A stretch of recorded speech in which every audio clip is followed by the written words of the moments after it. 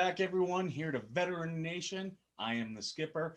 And before we get started here today, I want you all to be able to go to www.nrnplus.com/VN.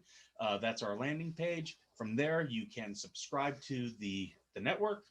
You'll get content from our show, content from the other shows. You'll be able to watch everything that we have uh, in there, all of our premium content, and it's going to be $79.95 for the year or $9.95 for the month.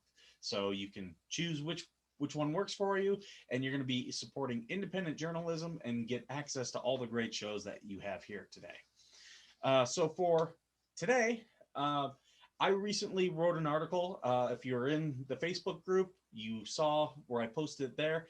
If you follow NRN already, you probably read it. But there was this video going around of a United States Marine. And I'm going to show that to you right now.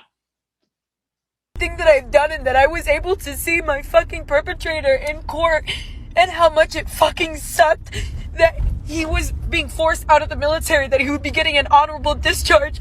Well, not even fucking 10 minutes ago, I just got word that this motherfucker will be getting retained because it went all the way up across the board. Everybody said that they would not retain him. And the fucking head honcho, the fucking CG, with all of the proof and a fucking admission to guilt, decided that they will retain him. And this is exactly why fucking females in the military fucking kill themselves. This is exactly why nobody fucking takes us seriously. Yo, what the fuck? So that was a very heartbreaking video, okay? And here's what I want to say about this, okay? This is way too common in the military. This happens every single day. It's completely and totally disgusting. And with my article, I think the American public, when they find out just how rampant this is, these sexual assaults, they would be just disgusted. There are multiple people, or there's a good amount of people in the military who have multiple sexual assault allegations. Why are these people being allowed to stay? Why are these people being promoted? And they absolutely are. If they're being allowed to stay, guess what? They're being promoted. So they're being rewarded for all the bad behavior. And the thing is, everyone out there, they know who these people are. They talk about them all the time. They're like, this guy's a creep. They know.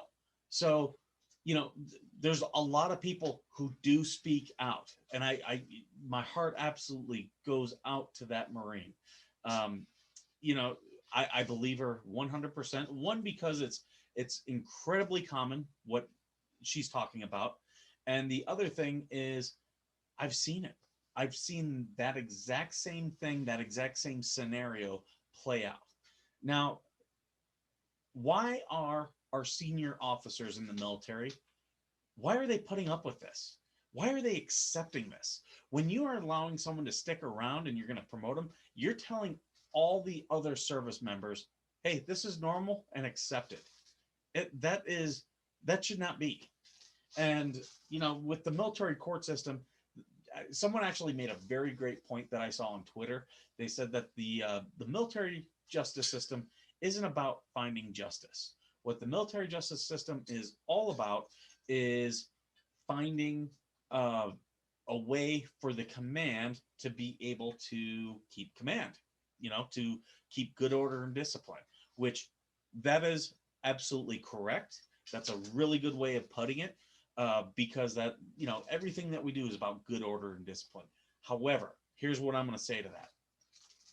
Sexual assault hurts good order and discipline. And the thing is, there are so many senior officers that I've seen in my very short career, of active duty, that they have multiple allegations of not just sexual assault, but other stuff, misappropriation of funds, losing equipment, like things that, in the, 30 years ago would have gotten you completely fired, thrown out. You maybe not court-martialed, but you were not going to stick around. And the thing is, in that video, she talks about how the CG made the decision. So the commanding general and the commanders, they have what's known as special trust and confidence. They are screened by Congress. So Congress gives them the ability to, if they choose to, they can subvert U.S. laws. And sometimes they need to. I can tell you right now, I have done up policy letters where I had a commanding officer, and we were talking about what the issue is, and had we followed US law, it would have been incredibly difficult and incredibly expensive. So to be a good steward to the taxpayers' money, we said, okay, we've identified this as a problem. Here are the laws. Here's what we're going to do, and here's what we're going to follow and what we're not going to follow. You are given, as a commander, you are given that authority, and generals even more so. This general decided to take it upon himself. This general ignored all of the other officers involved in this case, who said, look, this guy, we can't convict him, but do not keep this person around. This is not someone who should be in our military ranks anymore. And that general said, okay, even though the whole chain of command says no, guess what? I'm doing it. And it's perfectly within that general's purview. If I were the Secretary of Defense right now, I would be telling that general, look, thank you. I am going to remove you from your commanding position. I'm going to put you into another position where you are not a commanding general. You're still a general, but you're not a commanding general. And yeah, you're going to move this way towards the exit. And we hope you have a great life. And, thank you for your service. That's what the Secretary of Defense should be doing. Now, he has said that he wants to investigate this and find out what happened. I really hope they do. This is a very rampant thing. Now, the Secretary of Defense also, they're doing a look at white supremacy. Really, I don't want to say there's not a problem of white supremacy. There's problems within the military ranks, but it's not white supremacy. That's just how they're politically defining it. There's people out there, there's this term out there, boogaloo. You see a lot of veterans, oh, boogaloo. It's a bunch of cosplayers who are trying to start they believe that there's going to be a civil war, and that's what they want. Unfortunately, the veterans ranks has a lot of mental illness within it. That's what I attribute it to. I don't think mental illness is the same as white supremacy.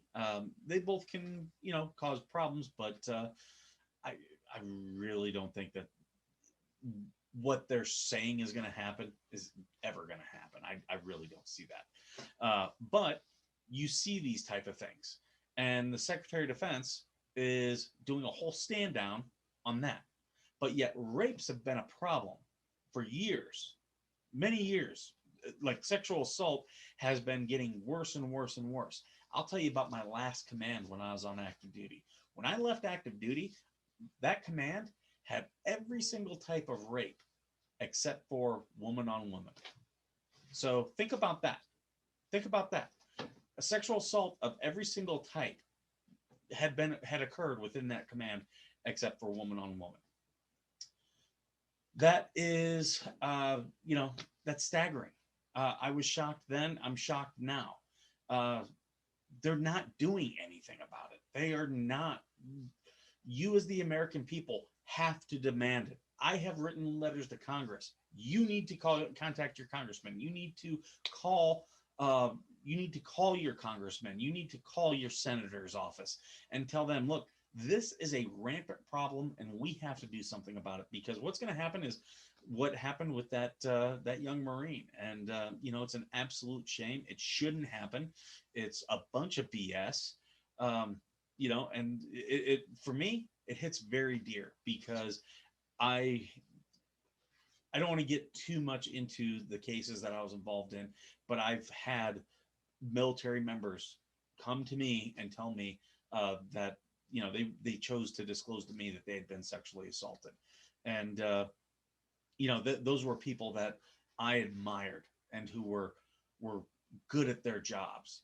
It wasn't what we would call a shitbird, someone who was off doing horrible things, um, putting themselves in bad positions, stuff like that. No, these were good people, and you know I saw them get victimized by the command, by the Marine Corps, and yeah, this is just way too common. So I would encourage you to please do something, contact somebody, reach out to your Congress people. Let's see if we can try to stop this.